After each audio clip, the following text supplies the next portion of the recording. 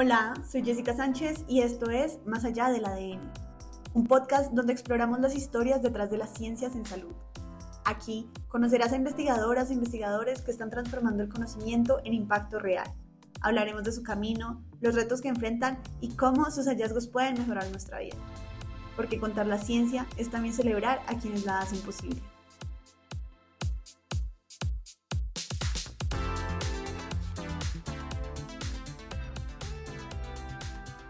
Bueno, hola a todos y bienvenidos a nuestro nuevo episodio del podcast. Hoy tenemos como invitado a Luis Moros, joven líder venezolano que ha hecho de la educación su misión de vida. Conocí a Luis gracias al Congreso Mundial de Líderes en la Universidad de Harvard, organizado por la doctora Rosselin. Y en cuanto te escuché hablar, dije, lo tengo que invitar a mi podcast. La verdad me acerqué como con mucho miedo porque es un proyecto que hasta ahora están haciendo, entonces dije como, Dios mío. Pero me encantó la forma en la que te expresaste y lo que comunicaste. Y aunque acá usualmente hablamos de ciencia, hoy me encantaría que nos compartieras tu historia. Soy fiel creyente de que la educación cambia la sociedad y cambia vidas. Y bueno, encantada de tenerte acá. Bienvenido al podcast. No, gracias, para mí es un placer y yo siempre abogo por este tipo de espacios que, como te dije cuando te conocí, no importa si son pequeños o grandes, porque mi trabajo empezó siendo algo muy, muy pequeño. Entonces, también tuve gente que son importantes, que son influyentes y que no tuvieron pena y que no tuvieron ningún tipo de objeción en decirme, mira, yo te apoyo. Entonces, todo el mundo empieza con algo chiquito. Entonces, el hecho de que uno empiece en algo no quiere decir que uno sea menos experimentado que aquellos que ya están un poco más evolucionados en el mundo de las redes o del engagement, etc. Si el contenido es bueno, créeme que va a crecer muy rápido y para mí es un placer estar contigo. Muchísimas gracias, Luis. Quisiera empezar con tu historia, que nos cuentes cómo llegaste de Venezuela acá, cómo fue todo ese proceso. Bueno, llegué hace 9 años, en el 2016. Llegué con mi madre nada más a este país. Bueno, era un país muy diferente hace 9 años y llegamos con $100 en el bolsillo. Luego de ahí, pues estuvimos viviendo en casas de extraños, de diferentes personas, porque no teníamos dinero para subsistir, hasta que luego de 2 años en esa etapa como de homeless, donde no teníamos un hogar fijo, fue que logramos tener como con nuestro propio espacio. Y así fue un poco mi experiencia, ¿no? O sea, hice high school, y en high school fue que empecé todo este tema de la educación. Entendí que la educación es el arma que te puede cambiar la vida, la herramienta que te puede hacer un mejor ser humano, y que hay diferentes tipos de educaciones. Está la educación autodidacta y está la educación tradicional. Yo creo, soy fiel creyente de ambas, de que tú puedes practicar ambas. Puedes ir a la escuela, pero de nada sirve si vas a la escuela y no aprendes nada más. Es importante que sigas leyendo, que sigas practicando, que sigas siendo hambriento y curioso por las cosas nuevas de la vida después de la escuela. Y por esa curiosidad que siempre he tenido fue que me topé con el mundo de las becas. Y cuando todo el mundo me decía que no podía por ser migrante, que tenía que parar en un McDonald's y que no podía pues, avanzar más profesionalmente por mi estatus, yo decidí no hacerle caso a lo que la gente opinaba y empecé a leer y a documentarme sobre si eso era cierto o no. Me di cuenta que no era cierto. Para hacerte cuento largo corto, terminé con más de $250,000 en becas, fui a la universidad, me gradué de 2 carreras como magna cum laude, no debo un centavo de estudios, hice cosas muy bellas en el campo educativo, y luego dije, bueno, ya que he logrado esto, ¿por qué no replico esto a los demás? O sea, ¿por qué no le ofrezco esta misma fórmula que a mí me funcionó a los demás para que hagan lo mismo? Y que no solamente logren lo que yo logré, sino que a lo mejor hagan más. Y ese ha sido un poco, pues, mi recorrido hasta ahora, ¿no? Ayer en el Congreso hablaste un poco de la historia y yo quedaba como impresionada y admirada por lo que has construido. Quisiera saber cómo que fue lo más difícil de adaptarte a este nuevo sistema educativo, porque no sé, creo que quizá hay diferencias como con el sistema educativo de Venezuela, ¿no? Y llegaste muy joven. ¿Cómo podrías decir cómo que fue esa adaptación? Bueno, hay ciertas partes que marcan la diferencia. Bueno, lo primero es que en Venezuela tú ves todas tus clases en un solo salón. Aquí te cambian por salón en cada clase y eso para mí fue como un shock cultural. Y lo segundo fue entender de que en este país estudiar es un privilegio, no es un derecho. Es decir, Si tú quieres estudiar en la universidad, es algo que tú te trabajas y te ganas, no es algo que tú necesariamente te mereces como derecho fundamental, sino que tú lo tienes que trabajar. Porque si no lo trabajas y si le haces caso a lo que el sistema te dice, pues vas a terminar pagando un préstamo. Sí, vas a poder estudiar, pero vas a salir de esa universidad con un préstamo de $50,000 y hacer una vida, mínimo, y hacer una vida, tener hijos, tener familia, comprar una casa, con $50,000 ya en la mochila, pesándote, va a ser muy difícil construir un futuro a tus 21 años cuando salgas de la universidad. Y entendí que este sistema es como un juego, como un monopolio. Es decir, tú, si te sabes bien las jugadas, si te sabes bien las fichas y las reglas del juego, puedes ganar. Ahora, mientras menos sepas del juego, del sistema educativo, más te conviertes en víctima del mismo. Y que hay muchos atajos para eso. O sea, no hay un solo camino. En Venezuela sí hay un solo camino. Tipo, o sea, tú te gradúas, haces la prueba de actitud académica, te dicen que según tus actitudes que deberías estudiar.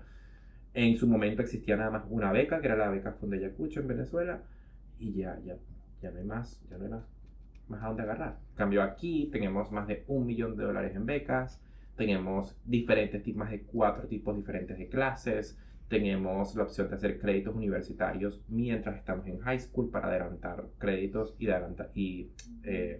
ahorrar dinero. Hay muchas cosas. Entonces, cuando uno es migrante, si uno no hace la tarea de investigar eso, nadie va a hacer esa tarea por nosotros y nadie te va a decir eso cuando llegas a este país. ¿Cuál crees que es la principal causa de que la gente diga, no, yo no puedo acceder a eso no es para mí, eso es un sueño o suena imposible conmigo? Bueno, porque el sistema te hace creer eso. Por ejemplo, en mi caso, mi consejera misma me decía que no podía ganar becas por mi estatus. Y bueno, cuando uno tiene 15 o 16 años, uno es muy maduro y uno es muy incrédulo y uno decide creerle a todo el mundo, ¿no? Entonces, uno a esa edad, si una figura de poder o de autoridad como es tu consejera, que está supuesta a aconsejarte, te dice que no puedes, tú dices, bueno, si ella me dice que no, ¿qué más voy a hacer? Muy pocos jóvenes tienen esa mentalidad de ir en contra de lo que le dicen las personas y en cuestionar. Yo creo que ese es como lo que la universidad y las escuelas enseñan en este país. Las universidades enseñan bueno, te voy a premiar por tu memoria, o sea, porque te aprendas las cosas al caletre, como dicen en Venezuela, o sea, tal y como vienen, pero no te premiamos porque de verdad aprendas cómo es el proceso. No enseñan a los estudiantes a tener creatividad, no enseñan a los estudiantes a cuestionar. Es como, bueno, para llegar a la A tienes que hacer esto, punto. O sea, no hay un tema de cuestionar y por qué me tengo que ganar la A, y por qué es importante, y por qué tengo que hacer un ensayo, y por qué tengo que aplicar a la beca. Entonces creas a personas que van en automático. Y si vas en automático, es más fácil convertirte en víctima del sistema. ¿Tú cómo adquiriste esas herramientas? No lo sé. yo creo que ya hay un gran componente que viene dentro de mí. O sea, hay un componente que ya tú... A ver, cuando tú, y lo comentaba en la conferencia, cuando tú vienes de una situación donde hay tanta escasez, es decir, donde tú no tienes un hogar fijo, donde todo te lo tienes que trabajar y presencias el fracaso y la escasez de una manera tan cruda, te vuelves mucho más creativo y te vuelves mucho más independiente y te vuelves mucho más resiliente y tienes más esa chispa de poder resolver. En cambio, cuando te creas en un círculo familiar muy cómodo, no es tan fácil pues llegar a ese pensamiento crítico donde tú puedes ver las cosas de diferente manera. Entonces yo creo que si alguien quiere adoptar esta creatividad o esta resiliencia, yo invito a los padres o invito a los jóvenes a que no tengan miedo a fracasar. Yo creo que he fracasado tantas veces que eso es lo que me ha llevado a ver las cosas con optimismo y de otra forma. Capaz si lo hubiese tenido todo fácil, no pensar igual como pienso hoy. Sí, justamente veníamos en el carro con el Uber y él me decía como ahora los influencers, hay muchos influencers que incitan o hacen ver que la vida se vive desde una comodidad y como que no hay esfuerzo detrás, pero no saben realmente como lo que hay detrás de cada historia, porque pues de por sí las redes sociales muestran ahorita todo lo bonito y quizás los jóvenes siguen a influencers que no generan contenido de calidad o de valor. Entonces... Sí, y porque bueno, ahorita la palabra influencer no es necesariamente influenciar, sino es nada más selectivamente mostrar cómo yo me siento para yo hacerte creer que este es el tipo de vida que yo tengo. Entonces, no siempre lo que uno ve en redes sociales es lo que es. Y entender que cada quien en las redes sociales tiene un prototipo. O sea, casi nadie, para no decir nadie, te va a decir en un story o en un post, mira, no tengo cómo pagar la renta. ¿Sabes? Es algo que no es humano. Es decir, es algo que si tú estás en esa posición o yo estoy en esa posición, yo no voy a hacer un video diciendo eso. Pero cuando me gano un premio, sí voy a querer hacer un video sobre hacer eso. ¿Por qué? Hay un componente químico. ¿Cuál es ese? La adrenalina. Es decir, nosotros hacemos contenido, nosotros nos grabamos para mostrarlo en redes sociales cuando hay un exceso de adrenalina. Es decir, cuando tenemos esa adrenalina de algo positivo, es ahí donde queremos demostrarle al mundo lo que somos capaces de hacer. Pero cuando estamos en una tristeza, en una melancolía, cuando estamos en un momento difícil, no tenemos ese neurotransmisor, es decir, esa parte del cerebro que nos motive a me voy a grabar llorando para que la gente me vea. Y sí, cuando ves, sí hay gente que se hace videos llorando, pero es más actuado que sí, que no es tan genuino. Has acompañado a más de miles de estudiantes. 20.000, más de 20.000. A más de 20.000 estudiantes a ganar becas. ¿Qué historia ha sido la que más te ha marcado, que más te ha impactado? Son muchas, y de esas 20.000, pues hay también varias que no conozco, porque bueno, somos un equipo, y sí, yo asesoro gran parte, pero hay otra parte que no veo, que son parte de la academia, pero que no logro ver el seguimiento. Yo creo que, a ver, mencionarte una es desacreditar a todas las que he conocido, pero sí hemos visto muchas cosas. Hemos visto gente que pierde las esperanzas completamente. Te puedo decir, por ejemplo, que hemos salvado estudiantes de adicciones, o sea, estudiantes que eran adictos a las drogas o al alcoholismo, y que los hemos rescatado a través de la educación, de que les hemos hecho creer de que cuando uno se lo propone, uno puede construir su propio futuro, que uno puede ser escultor de su propio éxito si uno se lo propone, que hace falta pequeños hábitos y pequeños pasitos. Creo que eso es lo que más me emociona, ver cómo hay casos que de entrada se ven tan negativos y que nadie ha tenido la valentía de tomar esos casos porque dicen, bueno, mira, que ya es un imposible, y hemos transformado ese imposible en algo posible. Creo que eso es lo que más me ha emocionado, y también que nosotros hacemos casos pro bono todos los meses. Entonces hemos tenido historias de gente que no tiene nada, pero son extremadamente talentosos. Entonces se han convertido en casos de éxito, y no les hemos cobrado absolutamente nada por nuestros servicios, y ese es ese valor a la comunidad que damos, ¿no?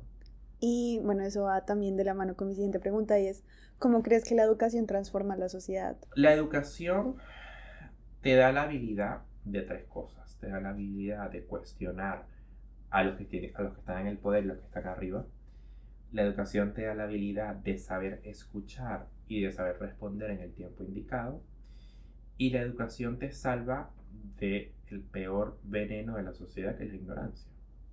La educación te hace más visible y te hace más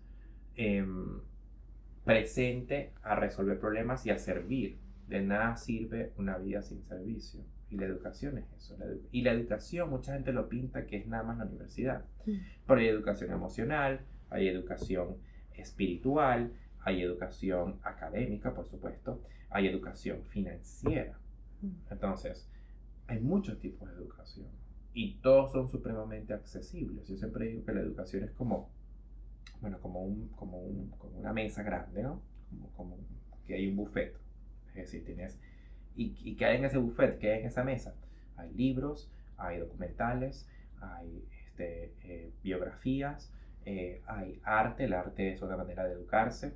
Están los museos, está la música. O sea, hay una infinidad de recursos. Lo que nos toca es estirar la mano y agarrar esos recursos. Es decir, la educación siempre ha sido súper accesible, pero está dentro de nosotros creer en ella, saber el poder que tiene, y saberla utilizar a nuestro favor. Pero la educación a mí me ha cambiado la vida, y por eso creo firmemente que la educación le abre la puerta a todo tipo de personas. 100%, y ahorita más con el contexto político y social que estamos viviendo en el mundo, no solo acá, en donde necesitamos pensamiento crítico por parte de las personas. para la toma de decisiones. ¿Qué opinas del sistema educativo latinoamericano actual? ¿Qué cambiarías? Todo. Todo. Es decir, bueno, hay algo con lo que me quedaría y es que me gusta que el sistema educativo latinoamericano te ayuda a elaborar, te ayuda a expandirte. O sea, no es como aquí que te dicen, ¿de qué color es la jirafa? Blanco, negro, anaranjado, rosa, que es multiple choices, selección simple. En cambio, el sistema educativo latinoamericano te ayuda a desarrollar tu respuesta. Y eso me gusta. Creo que eso lo implementaría mucho más aquí. De resto, creo que en nuestros países, o puedo hablar por el mío, que es Venezuela, son regímenes autoritarios y que más allá de cambiar a un régimen, el cambio de una sociedad empieza cuando reestructuramos el sistema educativo, cuando empezamos desde las guarderías, desde la primaria, cuando empezamos a enseñar cívica. Tú le preguntas a cualquier persona en nuestro país, en el tuyo o en el mío, ¿cuántos escaños hay en el legislativo de nuestro país? La gente no sabe. La gente no sabe cómo un presidente se hace presidente, si es por voto popular o si es por otra vía. O el Electoral College, como es aquí en Estados Unidos.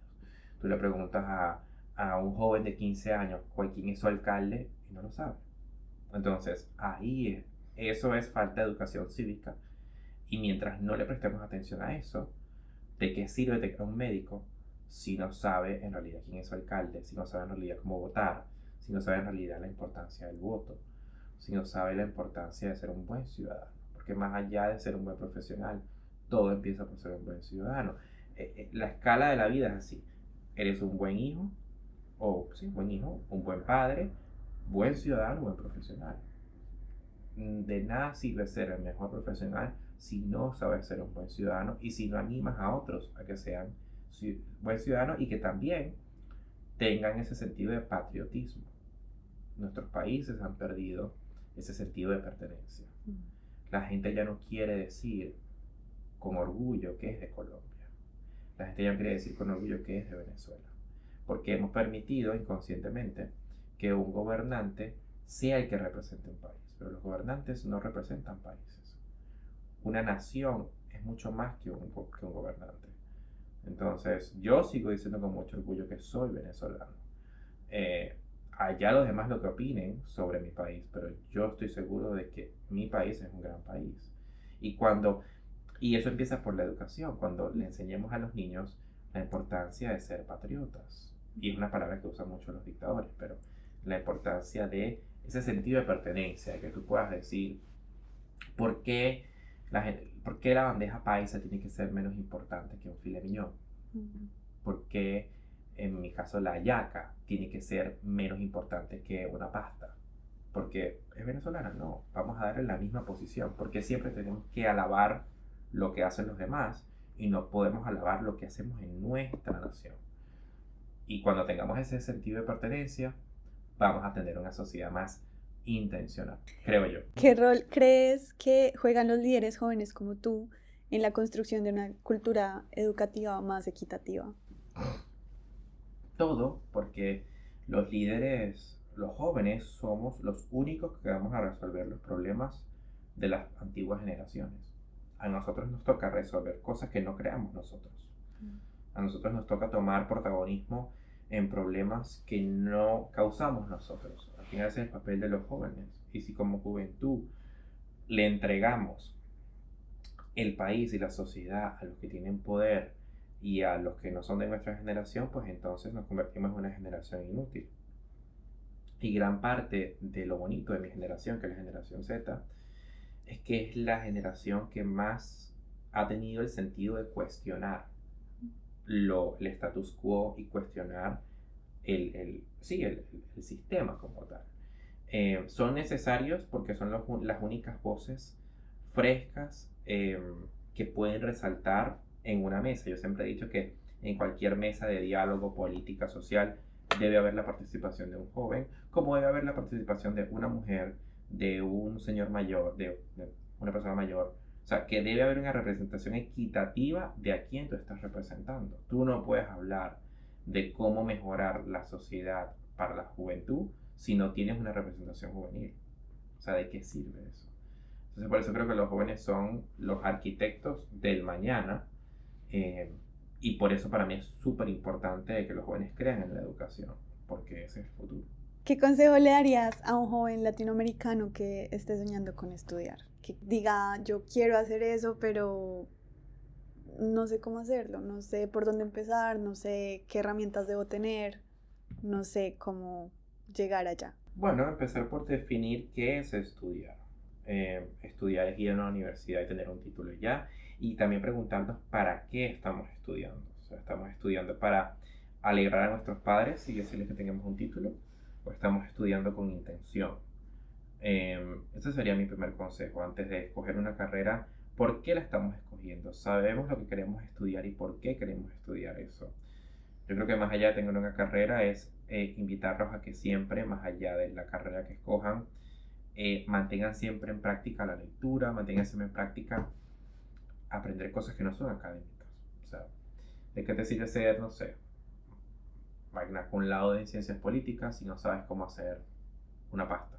¿Sabes? O sea que no todo es estudiar lo académico, hay que también tener esa creatividad, ese pensamiento crítico para poder desenvolvernos en otros campos. Y sobre todo ya con el auge de la inteligencia artificial, ya no vale quién sabe más, sino quien sepa comunicarse mejor y quien sepa resolver o identificar conflictos de manera más rápida.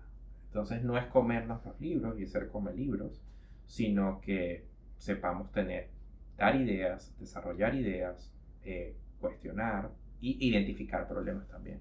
Me habías dicho que te interesa la política y según entiendo y según tu hoja de vida, desde que iniciaste empezaste como por ese camino, Ujú. pudiste ir a Stanford con un programa Inaugural de piloto. Derecho de Piloto, Ajá. ajá, ajá. Entonces, ¿podrías contarnos más sobre esa experiencia? ¿Cómo fue ese camino para poder acceder tú a la educación y qué te llevó al momento que tú dijiste, quiero compartir esto? ¿Cuál fue ese momento en que se partió en dos como eso? Sí, bueno, a ver, yo hice mis dos carreras aquí y terminando las carreras se me presentó la oportunidad de aplicar este programa inaugural de Derecho, un Pipeline Program, es un Law Program para estudiantes interesados en Derecho. Escogían a 20 a nivel nacional, yo fui uno de esos 20, el único venezolano. Y pudimos, para mí esa experiencia me cambió mucho la vida porque pude entender el por qué quería estudiar derecho, el por qué quería irme por ese lado. Y la política siempre está en mis venas por de dónde vengo. Siempre he querido tener defender a aquellos que de alguna u otra manera no se pueden defender o que no saben cómo defenderse o que no tienen voz. Y ese era un poco que quería yo que fuera mi rol. Y empecé a los 17 años, empecé en la política, ¿no? En la política estatal de Florida, luego a través de organizaciones sin fines de lucro, luego hice think tanks, que son como tanques, laboratorios de políticos, y luego llegué al Congreso. Entonces estuve como en el sector público, sector privado, en el non-profit, en las organizaciones sin fines de lucro. O sea, como que me caminé por todas. Fui analista político por casi 2 años en Telemundo y Univisión. Bajo un foco bipartidista, creo que ese fue siempre como mi nicho. O sea, yo no representaba ni a los demócratas ni a los republicanos, sino que lo hacía desde el bipartidismo. O sea, de no, como dice un historiador, yo soy militante de mi propia libertad. O sea, yo no milito para ningún partido. O sea, yo no me caso con ningún partido. Si me provoca no, si pienso que Trump está errado, pues lo digo. Y si mañana pienso que Biden está errado, lo digo. O sea, no me caso con ningún partido. Siento que cuando te casas con un partido pierdes un poco de credibilidad porque te conviertes en defensor de ese partido, pero no en analizar con criterio lo que está pasando, ¿no? De acuerdo. Y eres muy joven y Uh-huh. has estado en espacios muy grandes. Uh-huh. ¿Cómo has hecho para tener quizá valor, darle valor a esa voz? Porque a veces, si no estoy mal, lo mencionabas en la conferencia, al ser joven la gente piensa como, no, es un niño, no sabe nada, o no, está muy pequeño, no tiene experiencia. Uh-huh. ¿Cómo has hecho tú para hacer valer tu voz y tu opinión? Entendiendo algo clave y es que nadie es demasiado joven para hacer historia. O sea, nadie es demasiado joven para llegar a esos espacios. Por ejemplo, creo que lo que a mí me sirvió fue nunca magnificar esos espacios, nunca engrandecerlos. O sea, nunca lo veía como, imagínate yo llegar ahí, o sea, eso es como un imposible. Creo que uno mismo empieza esa conversación y empiezas tú mismo a limitarte. O sea, todo empieza por ahí, donde tú dices, bueno, pero imagínate, ¿cómo me voy a ganar la beca de 20.000? Ahí no es el mundo diciéndote que no, ahí no es el sistema diciéndote que no, ahí eres tú mismo diciéndote que no. Entonces yo nunca me puse un límite y nunca lo hago todavía. Por algo acabé a los 23 años hablando en el Congreso Mundial de Líderes en Harvard. Porque he vivido mi vida como si fuera el último día, eh, sin tener termómetros. O sea, sin dejar que, bueno, yo puedo llegar hasta aquí por mi estatus, yo puedo llegar hasta aquí porque tengo 20 años, yo puedo llegar hasta aquí porque soy migrante, yo puedo llegar hasta aquí porque los venezolanos no somos aceptados en mucha parte del mundo. No, o sea, yo creo fielmente que el talento no discrimina, el talento no ve raza, el talento no ve idiomas, el talento es talento. Tú vas a un concierto de Andrea Bocelli, que es un cantante italiano que canta música clásica y ópera, y lo escuchas y es brillante y te va a erizar la piel y te va a gustar y tú no sabes qué demonios está diciendo porque no sabes italiano y te va a emocionar porque hay talento. Y cuando no hay talento, no importa si sea tu mismo idioma, no va a gustar. Entonces, cuando tú tienes algo diferente y lo sabes identificar, que ahí está lo difícil, que es saberlo identificar, una vez tú lo identificas, lo aceptas y lo usas, es ahí donde el cambio sucede. ¿Cuáles son tus tres herramientas como que Luis Moro usa en su día a día? Bueno, hay una que es importantísima y es la fe. Hay un dicho bíblico y es que dice que fe sin obra es obra muerta.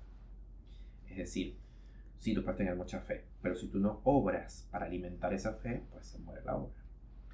Lo mismo hago con mi vida, es decir, yo tengo fe, creo en Dios y creo que todo el mundo debe creer en algo, lo que sea, pero creer en algo.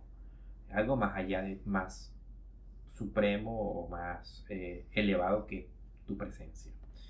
Llámese Dios, llámese Alá, llámese los signos zodiacales, llámese los planetas, lo que sea, pero creer en algo.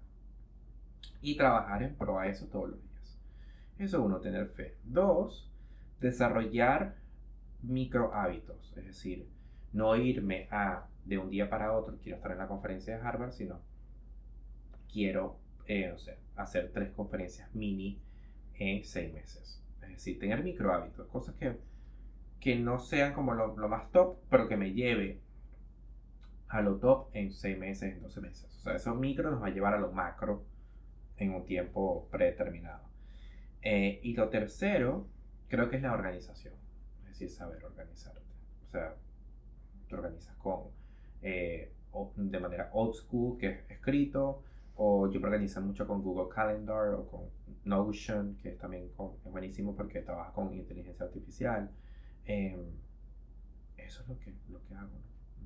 Vale, muchas gracias. Quisiera saber más como sobre tu empresa, a qué se dedican, que nos compartieras más. Bueno, Bécate tiene, ya va para 4 años, se dedica a ayudar a jóvenes, bueno, a jóvenes y adultos también, a migrantes, a latinos, a estudiar en este país sin endeudarse. Es decir, a estudiar a través de su talento, que las universidades o que las becas privadas le paguen a las personas por estudiar y que no sea al revés, no sea el estudiante pagar para pagar para estudiar.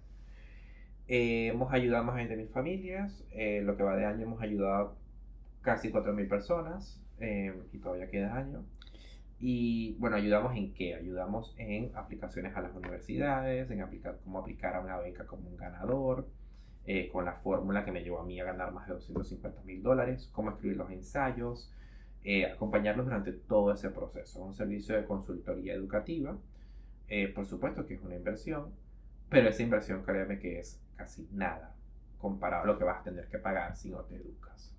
Entonces nosotros te ayudamos a ahorrarte $80.000, $90.000 en tuition, en matrícula. ¿Y las personas pueden aplicar estando fuera del país? Digamos, alguien que está en Colombia, en Venezuela y quisiera estudiar acá, ¿pueden aplicar? Sí, 2 cosas. Ofrecemos, o sea, nosotros estamos disponibles en más de 17 países. Hemos tenido estudiantes en Dubái, en las Islas Vírgenes, o sea, en muchos lugares, en Francia, en España. Y hacemos las dos cosas, sea estudiantes europeos o de subcontinentes venir a estudiar para acá con becas, o estudiantes que nacen aquí estudiar fuera. Hacemos los dos, pero sí, sí se puede, es posible. Vale. ¿Y qué le dirías a Luis de hace 10 años? Ay, no sé, nunca me he hecho esa pregunta. Que yo voy siempre como en automático. Entonces, Mirando para el frente, me imagino. sí, entonces no. Creo que, y eso es un consejo que me gusta dar. O sea, no nos quedemos atascados en, bueno, cuando yo era, o que es muy difícil, o no, o sea, lo que pasó, pasó, no le des vuelta. O sea, yo no soy ese tipo de persona que recomienda revisitar el pasado. O sea, yo siempre voy para adelante, yo no. Pero a ver, ¿qué le diría?